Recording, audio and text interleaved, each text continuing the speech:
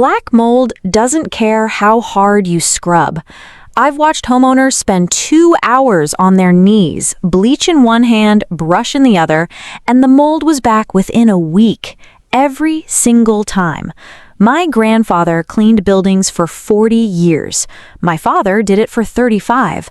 And the first thing my grandfather told me when I started, boy, scrubbing mold is like cutting weeds. You touch the top, you leave the root. He was right. What I'm going to show you today is what actually works, not what looks good in a cleaning ad, not what some blog copied from another blog, what I personally use, what I've tested in real kitchens, and what my clients pay me to do when the mold keeps coming back. Stay with me through this whole video, because the mistake most people make isn't the cleaning itself. It's something they do before they even touch the mold. I'll get to that. Let's talk about what's actually happening when you see black mold in your kitchen. That dark patch near the sink, the black line running along the caulk, the fuzzy growth in the corner behind the trash can, most people look at that and think, I need to clean that off. Wrong mindset. That's problem number 1. Mold is not dirt. Dirt sits on a surface. Mold grows into a surface. It sends roots, called hyphae, down into grout, caulk, drywall, wood. When you scrub the surface, you remove what you can see, but those roots stay in place, and within days, sometimes hours, the mold uses those roots to grow right back. That's why you've scrubbed the same spot 3 times this year and it keeps coming back. You're not failing at cleaning, you're using the wrong approach entirely. Now here's the part nobody talks about, and this is what makes kitchen mold especially persistent. Your kitchen is a mold machine. Think about what happens in there every single day. You boil water, steam goes up, hits the ceiling, drips down the walls. You cook, grease particles float through the air and land on surfaces. You have a sink with a drain that holds moisture constantly. You have a refrigerator that sweats. Every one of those things feeds mold.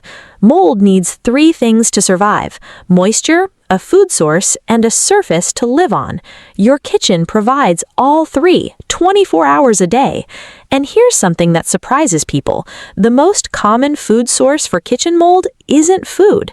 It's soap residue, grease film, the thin, invisible layer of cooking particles that lands on every surface near your stove. That stuff feeds mold better than a crumb on the counter. So when you scrub mold with a brush and some cleaner, you're doing a few things. None of them are good. 1, you're disturbing the mold colony. When mold is disturbed, it releases spores. Spores go airborne, you breathe them in, they land on other surfaces and start new colonies. You just spread the problem while trying to fix it. 2, you're leaving the root structure intact. The mold that you see is the fruit. The roots are invisible, and they're staying put. 3, most surface cleaners, even the ones that say mold killer on the label, don't penetrate deep enough to hit those roots. They kill what's on top. The roots survive and the mold grows back. This is why the same spot in your kitchen keeps coming back. This is why professional mold remediation companies charge what they charge, because fixing mold correctly takes more than a sponge and elbow grease. I want to spend a few minutes here because this is where people lose the most time and money. They keep doing the same thing and expecting a different result. Scrubbing became the default because it looks like it works. You scrub, the black stuff comes off, the surface looks clean. That visual feedback feels like a win, but you've only removed the surface growth. You've left everything underneath. Let me give you a real example. A client called me last year. Nice kitchen, well-maintained house. She had a black mold problem along the caulk line between her backsplash and the counter. She'd been scrubbing it with a toothbrush and bleach spray every 2 weeks for 8 months. When I got there, I could see the caulk was degraded. Bleach, over time, breaks down caulk. It dries it out, makes it brittle, creates micro cracks. And those cracks gave the mold even more surface area to root into. She'd made the problem worse by treating it wrong for 8 months. We ended up pulling the caulk entirely, treating the surface underneath, letting it dry completely, and re-caulking with a mold-resistant product. Problem solved. Hasn't come back in over a year. That's the difference between removing what you see and actually fixing the problem. Now, let's talk about bleach specifically, because this is one of the big... Let me give you a real example. A client called me last year. Nice kitchen, well-maintained house. She had a black mold problem along the caulk line between her backsplash and the counter. She'd been scrubbing it with a toothbrush and bleach spray every 2 weeks for 8 months. When I got there, I could see the caulk was degraded. Bleach, over time, breaks down caulk. It dries it out, makes it brittle, creates micro cracks. And those cracks gave the mold even more surface area to root into. She'd made the problem worse by treating it wrong for 8 months. We ended up pulling the caulk entirely, treating the surface underneath, letting it dry completely, and re-caulking with a mold-resistant product. Problem solved. Hasn't come back in over a year. That's the difference between removing what you see and actually fixing the problem. Now, let's talk about bleach specifically, because this is one of the biggest myths in home cleaning. Bleach does kill mold on non-porous surfaces, tile, glass, sealed countertops. On those surfaces, bleach works fine, but in kitchens, a lot of the problem areas are porous or semi-porous: grout, caulk, unsealed wood, drywall behind panels. On porous surfaces, bleach cannot penetrate deep enough. The water in the bleach solution just sits on the surface. The chlorine evaporates. What's left is water, which actually adds moisture and can feed more mold growth. You're unintentionally giving the mold what it needs to keep going. This is documented in EPA guidelines on mold remediation, by the way. This isn't my opinion. The EPA specifically says bleach is not recommended for porous surfaces because the penetration is insufficient. So bleach on tile? Fine. Bleach on grout? You're wasting your time and potentially making it worse.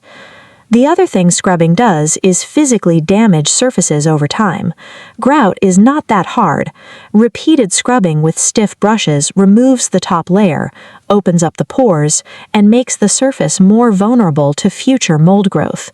You sand it down just enough to make it a better home for the next colony. Alright, here's what actually works.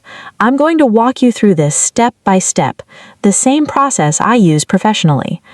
Before you clean anything, you need to contain the area. Get a spray bottle of water, plain water, and lightly mist the mold. Not soaking wet, just damp enough that the surface mold won't become airborne when you start working. This is the step most people skip because it seems pointless. It's not. Dry mold releases spores when disturbed. Damp mold stays put. Misting takes 10 seconds and it protects your lungs. While you're at it, open a window, turn on your vent fan. You want airflow moving out of the kitchen, not circulating around it. Before you pick up any product, know what you're working with. Non-porous surface, glazed tile, sealed stone, stainless steel, glass. You have the most options. Most treatments will work. Semi-porous, grout, caulk, unfinished wood, drywall. You need penetrating agents, not surface sprays. Porous or damaged, old caulk that's cracking, soft grout, swollen wood. You may need to remove and replace the material entirely.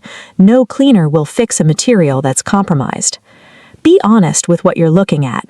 If the caulk is dark all the way through, cracking, or pulling away from the surface, it needs to come out. Cleaning it is temporary, replacing it is permanent.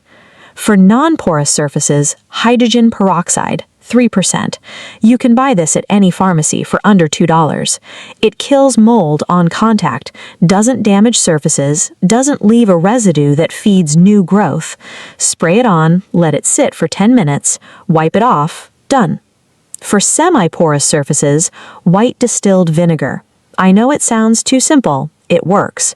Undiluted white vinegar is acidic enough to penetrate into porous surfaces and kill mold at the root. Studies have shown it's effective against over 80% of mold species. Spray it on, don't wipe it off immediately, let it sit for at least 30 minutes. The penetration time matters. Do not mix vinegar and hydrogen peroxide in the same bottle. Apply one, let it work, then apply the other if needed. Mixed together, they create a different compound that's actually weaker for mold than either one alone. For heavy mold on grout specifically, baking soda paste. Mix baking soda with just enough water to make a paste, apply it to the grout line with an old toothbrush, let it sit 15 minutes, then spray with white vinegar. You'll see a fizzing reaction. That's fine, it's not dangerous. The fizzing action works the paste. Into the grout pores mechanically. Let it sit another 10 minutes, then wipe clean into the grout pores mechanically. Let it sit another 10 minutes, then wipe clean with a damp cloth. This method doesn't damage grout the way scrubbing does. It works with the surface instead of against it. Wipe, don't scrub. I mean that literally. Get a microfiber cloth, not a sponge, not a paper towel. Microfiber picks up and traps particles instead of pushing them around. Wipe from the outside of the mold colony inward. Never scrub outward, you spread spores. After the first wipe, fold the cloth to a clean section. Don't use the same surface to wipe twice. When the cloth is fully used, bag it in a sealed plastic bag and throw it away. Don't rinse it and reuse it. Mold spores survive a regular wash cycle. If the mold is in caulk, and it often is in kitchens, you have two paths. If the caulk is in good condition, just darkened, after cleaning with vinegar, apply a mold-inhibiting spray. Let it dry completely, 24 hours if possible. Do not get that area wet for a full day after treatment. If the caulk is degraded, cracked, or pulling away, remove it. Get a caulk removal tool. They cost about $4 at any hardware store. Pull the old caulk out cleanly. Clean the channel with undiluted vinegar. Let it dry completely. Then re-caulk with a kitchen-grade mold-resistant silicone caulk. These are specifically formulated with mold inhibitors built into the product. They cost $1 or $2 more than standard caulk, and they're worth every cent.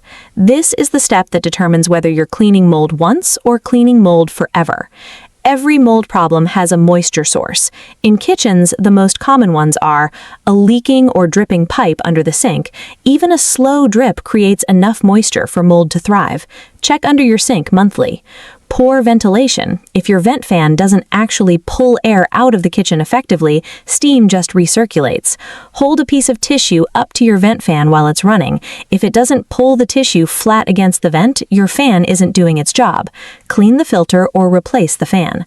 Condensation on cold surfaces, the back of the refrigerator, pipes, the wall behind the fridge. If the fridge isn't sealed against the wall, cold air from the coils hits the warm kitchen air and creates condensation on the wall behind it. Pull your fridge out once a year and check. Window seal failure. If your kitchen window isn't sealing properly, outside humidity comes in and hits the wall around the window frame.